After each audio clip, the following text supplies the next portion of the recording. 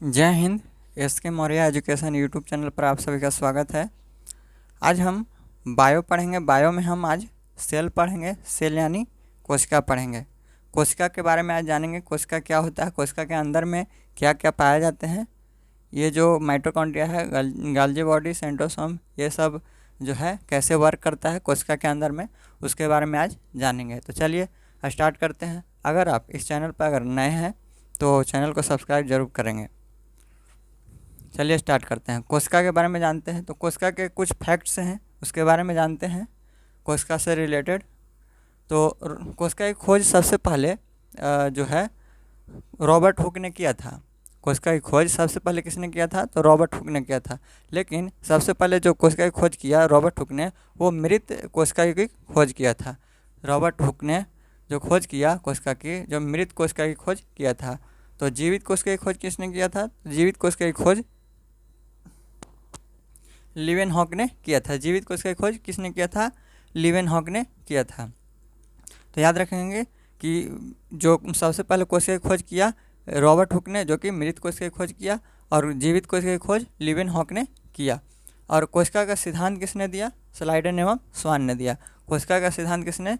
स्लाइडन एवं स्वान ने दिया। इसने बताया कि कोशिका जो है, हमारी जो शरीर है, जो बहुत सारी छोटी छोटी कोशिकाओं से मिलकर बना है, और अगर कोई कोशिका मर जाता है तो अगल बगल के जितने भी कोशिका होते हैं वो उसे ठीक कर देते हैं। तो ये इसने जो स्लाइडन एवं स्वान ने था, उसने कोशिका का सिद्धांत यही बताया था। अब जो है सबसे बड़ी कोशिका, कोशिका में जो है सबसे बड़ी जो कोशिका है वो क्या होता है? तो सबसे बड़ी कोशिका होता है शुतुरमुर्ग का अंडा होता है। सबसे बड़ी कोशिका शुतुरमुर्ग का अंडा होता है। ये जो है सबसे बड़ी कोशिका क्या होता है? शुतुरमुर्ग का अंडा। और सबसे छोटी जो कोशिका होता है वो होता है माइकोप्लाज्म। सबसे छोटी कोशिका माइकोप्लाज्म होता है। अगर शरीर में देखा जाए तो शरीर में सबसे बड़ी कोशिका और सबसे छोटी कोशिका, तो शरीर में सबसे बड़ी कोशिका होता है ओवम। शरीर में सबसे बड़ी कोशिका ओवम यानी अंडाणु होता है। सबसे बड़ी कोशिका ओवम यानी अंडाणु होता है, जो कि जो होता है ये स्त्रियों में होता है। और सबसे छोटी कोशिका, शरीर में सबसे छोटी कोशिका जो कि जो है पुरुषों में होता है, जो स्पर्म या शुक्राणु होता है। तो याद रखेंगे, सबसे बड़ी कोशिका शरीर में ओवम यानी अंडाणु, और सबसे छोटी कोशिका शरीर में स्पर्म यानी शुक्राणु। अब है सबसे लंबी कोशिका। तो सबसे लंबी कोशिका होता है न्यूरॉन यानी तंत्रिका। सबसे लंबी कोशिका न्यूरॉन यानी तंत्रिका। पुनर्निर्माण यानी शरीर में सबसे जल्दी पुनर्निर्माण जो है कौन करता है? तो सबसे जल्दी जो है कटने के बाद उसमें पुनर्निर्माण की जो क्षमता होता है सबसे तेज होता है लीवर यानी यकृत में। ध्यान देंगे, सबसे तेज जो पुनर्निर्माण करने की जो क्षमता होता है, जो कटता है, कटने के बाद जो कोशिका मान ली कट गया, तो सबसे जो शरीर में सबसे ज़्यादा जो तेज़ी से जो पुनर्निर्माण होता है वो लीवर में होता है यानी यकृत में होता है। और सबसे धीमी जो पुनर्निर्माण की जो क्षमता होता है वो ब्रेन में होता है। तो याद रखेंगे, सबसे तेज़ी से जो पुनर्निर्माण की क्षमता होता है लीवर में यानी यकृत में होता है। और सबसे धीमी जो पुनर्निर्माण की जो क्षमता होती है वो होता है मस्तिष्क। मस्तिष्क यानी ब्रेन में होता है। ब्रेन में जैसे अब देखते होंगे कि अगर कोई एक्सीडेंट होता है, तो अगर किसी को सर में अगर चोट लगता है तो उसका डेथ हो जाता है, यानी मर जाता है वो, डेथ हो जाता है। तो इसका जो है पुनर्निर्माण नहीं हो पाता, जैसे दोबारा इसको ठीक नहीं किया जा सकता है। इसी तरह से जब लगता है, ज़्यादा अगर चोट लग जाता है तो वो बच नहीं पाता है, यानी उसको हम दोबारा ठीक नहीं कर सकते हैं। लेकिन यकृत जो होता है उसको हम दोबारा ठीक कर सकते हैं। इसीलिए जो लीवर होता है, पुनर्निर्माण करने की क्षमता इसमें तेज़ी से होता है, और जो सबसे धीमी गति से यानी न के बराबर मस्तिष्क में होता है। यानी जब शरीर में जब सर में चोट लगता है तो आप उसको ठीक जल्दी नहीं कर सकते हैं। अगर थोड़ा बहुत है ऊपर में अगर लगा हुआ है तो ऊपर का जो चमड़ा है या फिर हड्डी है वो ठीक कर सकते हैं, लेकिन अंदर में जब चोट लग जाता है उसको ठीक करना मुश्किल हो जाता है। और एक है मृत कोशिका। मृत कोशिका को निक्रोसिस बोला जाता है। मृत कोशिका को क्या बोलते हैं? निक्रोसिस बोलते हैं। अब चलिए स्टार्ट करते हैं, कोशिका के अंदर में क्या क्या होता है। तो कोशिका के अंदर में जो है mitochondria, Golgi body, centrosome, lysosome, vacuoles, endoplasmic reticulum और एक होता है न्यूक्लियस। ये होता है, इसके बारे में हम जानते हैं। तो चलिए समझाते हैं इसके बारे में। सबसे पहले इसको मिटा देते हैं इधर। तो ये है कोशिका। कोशिका यानी कोशिका के अंदर में ये सब है, और ये जो है बाहर बाहर ये है कोशिका झिल्ली। कोशिका झिल्ली, सेल मेम्ब्रेन। तो ये बना होता है प्रोटीन का बना होता है। ये सेल मेम्ब्रेन यानी सेल कोशिका झिल्ली जो होता है प्रोटीन का बना होता है। अब देखिए इसमें जो है ये है माइटोकॉन्ड्रिया। तो माइटोकॉन्ड्रिया को जब हम खोलते हैं, माइटोकॉन्ड्रिया का काम होता है ऊर्जा का निर्माण करना। माइटोकॉन्ड्रिया का काम होता है ऊर्जा का निर्माण करना। अगर माइटोकॉन्ड्रिया को खोलते हैं तो इस तरह से इसका संरचना होता है। इस तरह से इसका संरचना होता है। ये जो होता है माइटोकॉन्ड्रिया के आंतरिक दीवार को हम क्रिस्टी बोलते हैं। क्रिस्टी बोलते हैं। माइटोकॉन्ड्रिया के आंतरिक दीवार को क्या बोलते हैं? क्रिस्टी बोलते हैं। याद रखेंगे, माइटोकॉन्ड्रिया के आंतरिक दीवार को क्रिस्टी बोलते हैं। माइटोकॉन्ड्रिया की खोज किसने किया था? अल्टमैन। माइटोकॉन्ड्रिया की खोज अल्टमैन ने किया था। इसमें ऑक्सी श्वसन होता है। इसमें ऑक्सी श्वसन होता है। माइटोकॉन्ड्रिया में ऑक्सी श्वसन होता है, और ऑक्सी श्वसन जब हम सांस लेते हैं तो फेफड़ा के माध्यम से जो है ऑक्सीजन ब्लड में जाता है। ब्लड के माध्यम से ये माइटोकॉन्ड्रिया में आता है। माइटोकॉन्ड्रिया में जब आता है तो ये जो है इसमें क्रेब्स चक्र चलता है। इसमें क्रेब्स चक्र चलता है माइटोकॉन्ड्रिया में। इसमें क्रेब्स चक्र चलने के फलस्वरूप 38 एटीपी का निर्माण होता है।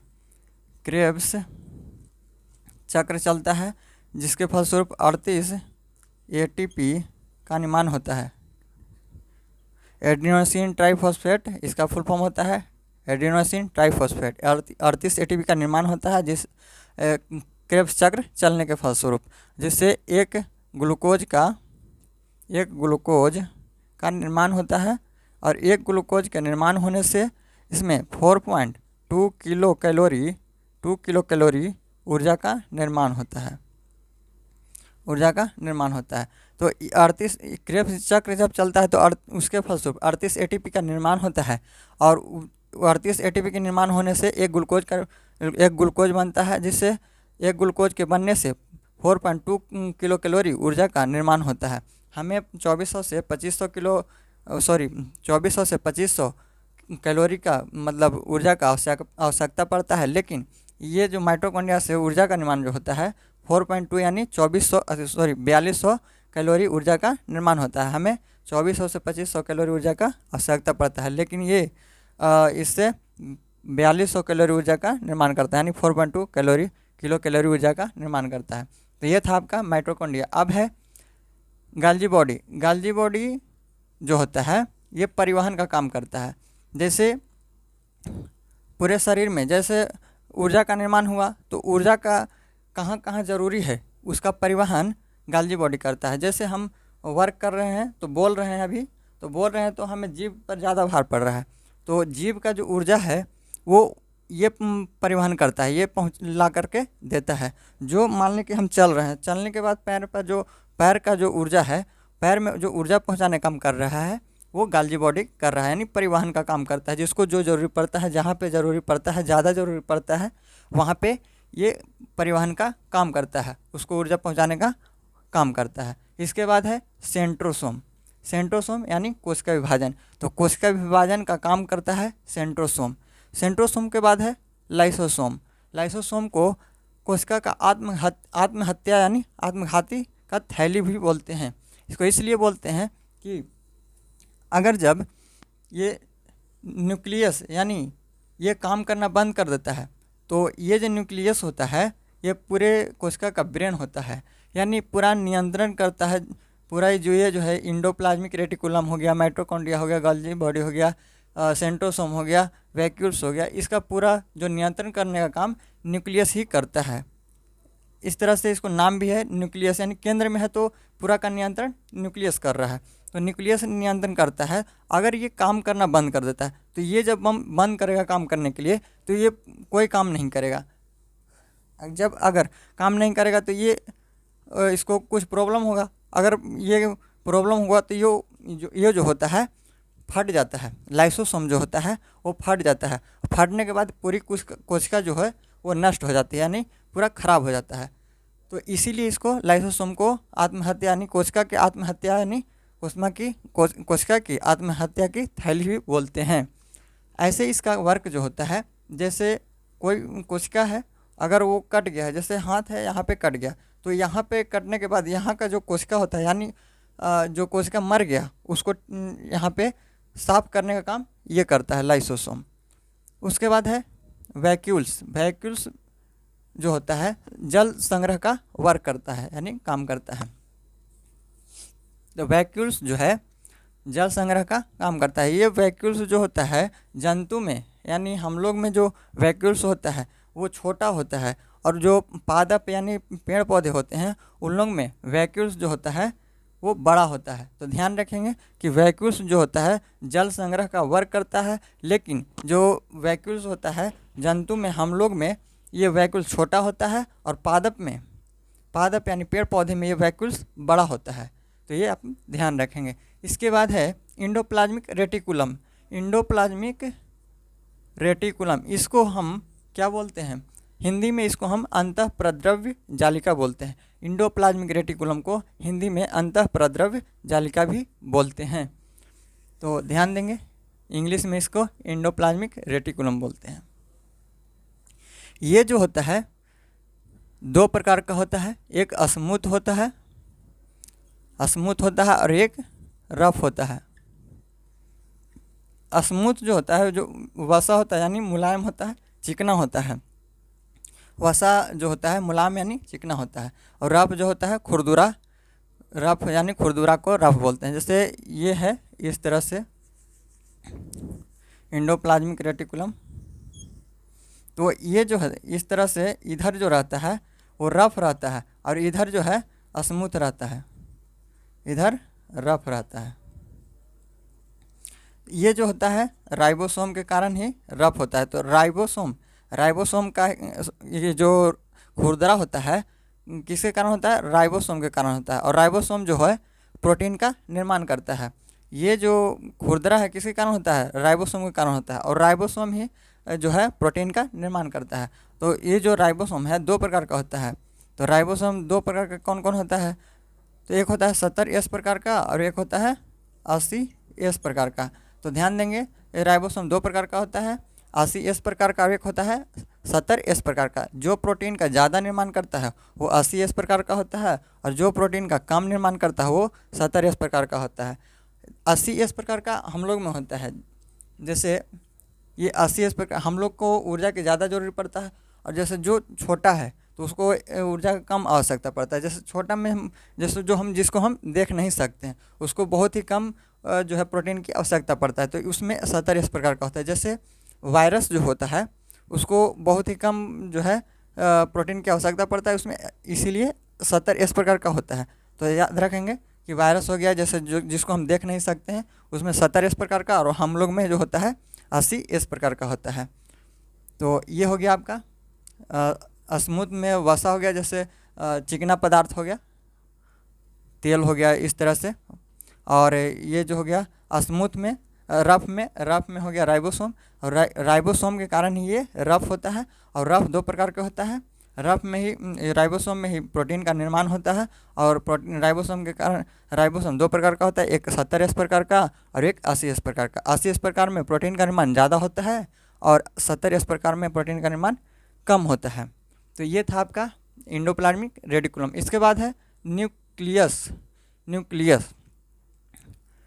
ये जो है इसके बाद न्यूक्लियस हो गया। न्यूक्लियस का काम क्या है, तो ये जो पूरा है mitochondria, endoplasmic reticulum, vacuoles, lysosome, centrosome, Golgi body, इसका जो पूरा नियंत्रण करने का काम किसका है, तो ये होता है न्यूक्लियस का।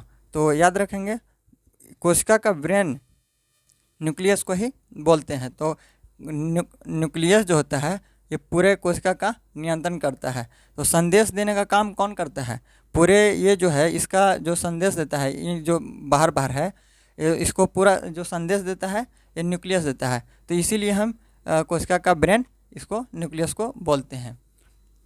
इसके बाद है, देखिए इसमें जो है अब ये जो है सब इसके जो जो खाली स्थान बच रहा है, ये तो ऐसे अगर रहेगा तो एक दूसरे से टकरा जाएगा। देखिए एक चीज़ इसमें आप ध्यान देंगे, ये इंडोप्लाज्मिक रेटिकुलम जो है कंकाल का काम करता है, यानी पिलर का काम करता है। जैसे ये हाथ है या फिर हम जैसे खड़ा है हम लोग, अगर हम लोग में अगर कंकाल नहीं रहेगा तो हम लोग खड़ा नहीं रह पाएंगे। इसी तरह से इंडोप्लाज्मिक रेटिकुलम है जो है, इंडोप्लाज्मिक रेटिकुलम कंकाल का काम करता है, यानी सहारा देता है इन लोग को खड़ा रहने के लिए, नहीं तो ये इधर उधर हो जाएगा। इसीलिए इसको जो होता है, ये जो होता है इंडोप्लाज्मिक रेटिकुलम कंकाल का काम करता है, यानी पिलर का भी काम करता है। इसके बाद ये जो है खाली स्थान है, ये जीवद्रव्य है, इसमें 80% जल भरा होता है। जीवद्रव्य में 80% जल भरा होता है, तो इसको बोलते हैं हम जीवद्रव्य या फिर प्रोटोप्लाज्म, जीवद्रव्य या प्रोटोप्लाज्म।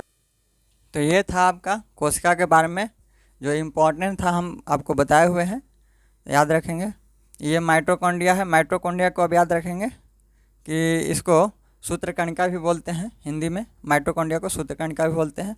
ये न्यूक्लियस कोशिका का ब्रेन, माइटोकॉन्ड्रिया ऊर्जा का निर्माण, गाल्जी बॉडी जो है परिवहन का काम करता है, सेंट्रोसोम कोशिका विभाजन का काम करता है, लाइसोसोम जो होता है आत्महत्या की थैली है, ये जो कोशिका अगर कहीं भी मर जाता है उसको ठीक करता है, कोशिका को जो बर्बाद होता है उसको हटाने का काम करता है।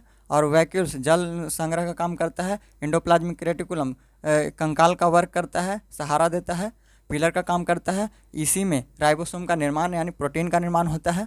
और ये जो है डॉट डॉट डॉट जो दिए हुए हैं बीच में जो खाली है वो उसमें जीवद्रव्य, इसको जीवद्रव्य बोलते हैं, जो कि 80% में जल होता है। ये न्यूक्लियस का जो खोज है रॉबर्ट ब्राउन ने किया था, याद रखेंगे, न्यूक्लियस खोज रॉबर्ट ब्राउन ने किया था। तो उम्मीद है कि आपको जो हम समझाए हुए हैं आपको अच्छा लगा होगा, समझ में आ गया होगा।